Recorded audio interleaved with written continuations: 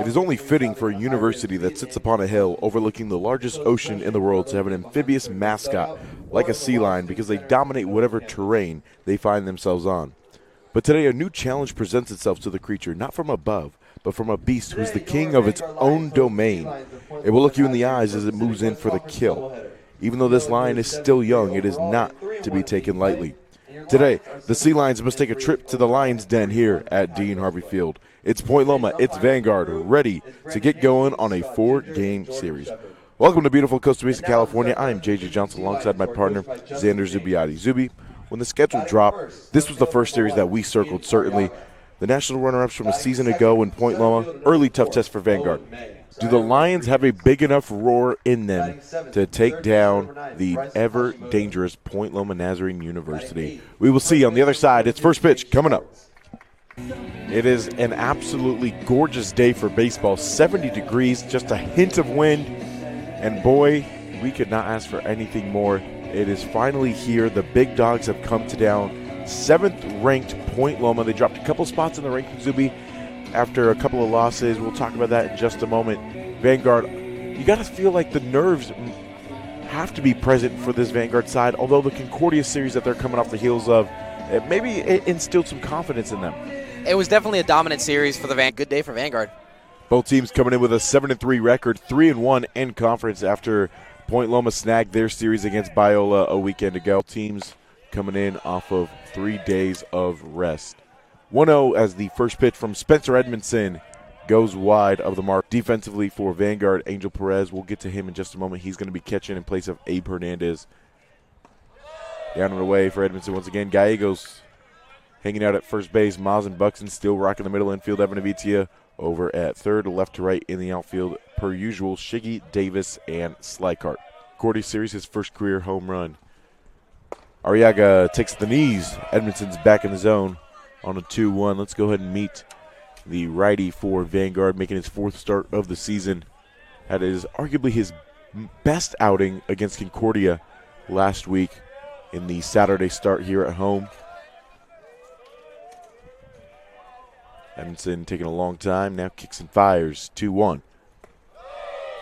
Back foot there for Arriaga, 3-1 now. But Edmondson went 6 innings, his longest in quite some time now, but did give up the 7 hits. Zubi, you and I were talking about that, how he was really giving up a lot of contact, but the only column that matters is the run column, only giving up the 1 run in that one alongside 6 Ks. And how about this? 0 walks in that one, but first batter he sees here, he walks. Yeah, and it was definitely a control issue in that game.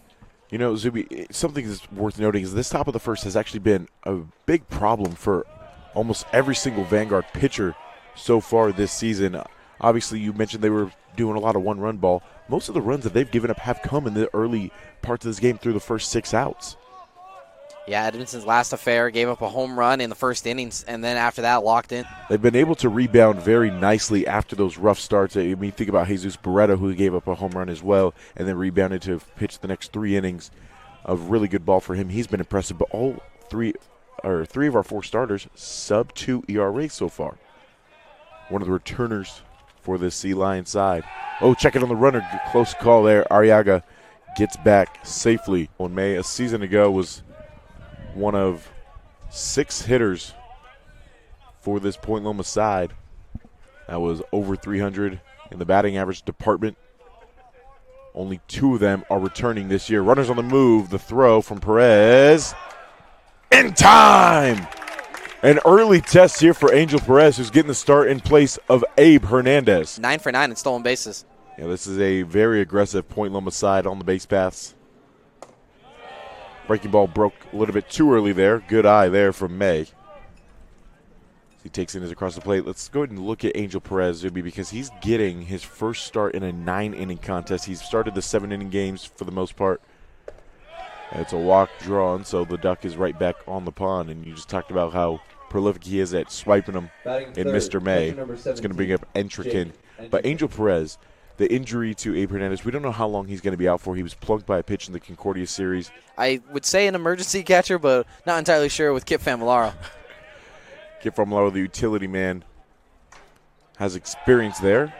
And we knew that was going to be on its way to May. Entrikin, another returner for Point Loma. One of the few, actually. They only had 4 returning skill position players from a season ago. 16 of their guys who saw action at the plate are not here. That's right, 16 of their 20 guys. But Entrikin is returning. He had the second highest batting average for the Sea Lions at 365 at OPS over 1,000. Good pitch there from Edmondson, 2-1. Edmondson's 2-1. Hammered on the inside corner. You know, it's interesting. Spencer Edmondson on opening day picked the blue uniforms against Cal State LA. They went 0-1 in those uniforms. Since then, he has picked the grays every time, and they are now 3-0 in this uniform combination. Because it seems the confidence is not fully there with the curve.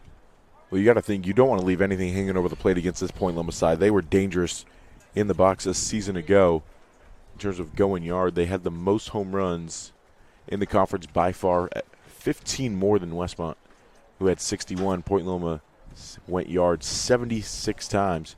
Early meeting here for Coach Green, who's going to be assisting Coach Pegg today, who picked up win number 399 in his career here at Vanguard. During that Concordia series, was looking for number 400, could not do it in the final game of that 4-game set, but now, just like we said, the 1 win away. Good chance of getting it. Mm-hmm. And then things did get a little bit chippy out there in Irvine. You know, some trash talk, some warnings were issued to both sides. Vanguard just kind of got a little bit distracted, I would say. You know, talking with a lot of players, they were a little bit disappointed in themselves for allowing that to happen, but they said that they were glad that it happened early in the season rather than late. Looking for the punch out. Foul back. Good battle here by Luke Reese. Vanguard, because of that Concordia series, they were able to make some noise in the polls. They are now 10th in the West region. Concordia was previously 10th, but after Vanguard won that series, the voters decided, you know what, let's give the new kids on the block some love. Vanguard trailing Jessup, who's now 9th in the poll. Reese pops that one up. Maz is going to yield to Jackson Davis, who will collaborate with Slycart for the out. 2 away now. But, yeah, you're exactly right, Zuby. You got to attack the zone. When Vanguard has given up the runs in the early part of the games, top of the first, top of the second, it's really only been 1 run with a lot of traffic left on the pond. So, nibbles from opposing teams, but not a big chomp. From a Vanguard pitching staff that's experienced. Inside-out swings. Slycart has enough speed to make the snag. The man on the bump for the Sea Lions is going to be number 5, Ray Cebulski, the senior from Chula Vista, California. Jared Mazzaferro's on the board, and he's looking to turn 2. That ball got into the right center gap. Oh, no. Oh, he's hurt. Oh, no, Jared. Oh, man, that has hammy all over it. This is not good to see. No. Ashlyn Monroe, athletic trainer for Vanguard, came jogging out of the dugout right away. As it stands as a nice double for Maz on the first pitch swinging. Coach Pegg is out there. Check on his man. You know, we talked about at the beginning of the season, this is a man in Mazzaferro who didn't even know he had an extra year of eligibility left. Thought his career was done, and then all of a sudden, Pegg said, no, you got 1 more. And he said, really? He said, let's run it back. Has earned his way to this leadoff spot for Vanguard. But a fist bump from the athletic trainer. Pat on the back from Coach Pegg. And Maz is going to give it a go. Buxton started out the season 0 for 9. Has picked things up considerably since then. Thought about laying down a bunt. And Zuby, I got to say, interesting strategy there. Maz is still favoring that right leg, even as he makes this small saunter back to the bag. With Maz clearly hobbled. Do you even think about laying down the bunt there? Because, I mean, trying to get him over to third might be a little bit difficult.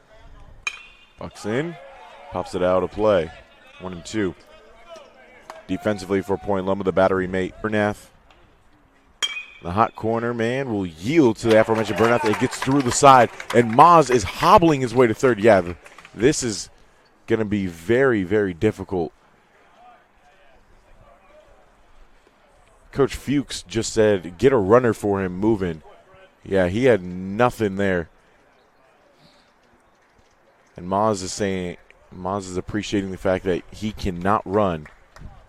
So Levi Hall will enter the ball game for Jared Mazzaferro. That is a tough, tough look. As he gets a round of applause from the Vanguard faithful here Just to put a bow on Point Loma defensively, Bryson Hashimoto is rocking the hot corner left to right. In the outfield is going to be Arriaga, May, and Meffert. Here comes Slikard, a man who was struggling with the K's early on the season, but he's refound his eye as of late. And right on cue, he looks silly there, 0-1. You just can't talk about it. That's just the whole point. Yeah, that's on me. That's how they get you. They be like, yo, you know what? We haven't really seen much chase from Slikar, and then one spiked in the ground and it gets through. Yep. You know. Fred Buxton gets back safely. Slikar is still, because of that difficult start of the season, he's still top 6 in the conference in strikeouts. He's got 13. Mazzaferro is third at 15 Ks. The 0-1 count. Another slider away, 0-2. Gas him in on the inside. I mean, you could go back to that wheelhouse, change it up to the fastball. Slider away, the ball gets past. Levi Hall's racing home. 1-0 Vanguard strikes first. Buxton in scoring position. He went back to the wheelhouse, Zuby. He went back to the wheelhouse, just spiked that a little too much. Still have the 1-2, though, and he gets a K on Slikar, who now climbs the list into the top 5. Designated hitter Noah Madole coming to the dish.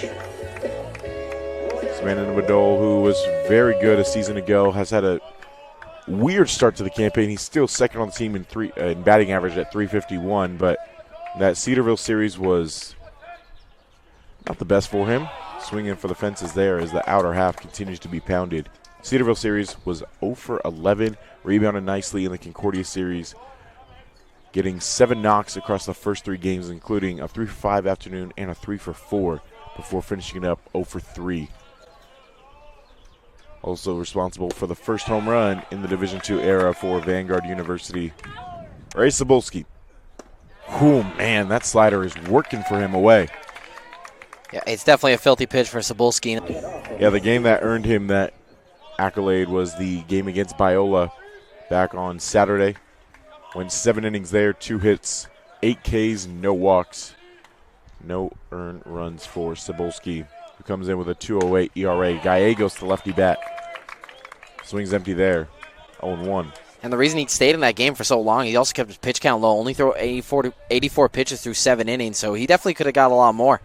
Has the most innings pitched so far out of this staff, 17 in the third. Right of the mark there.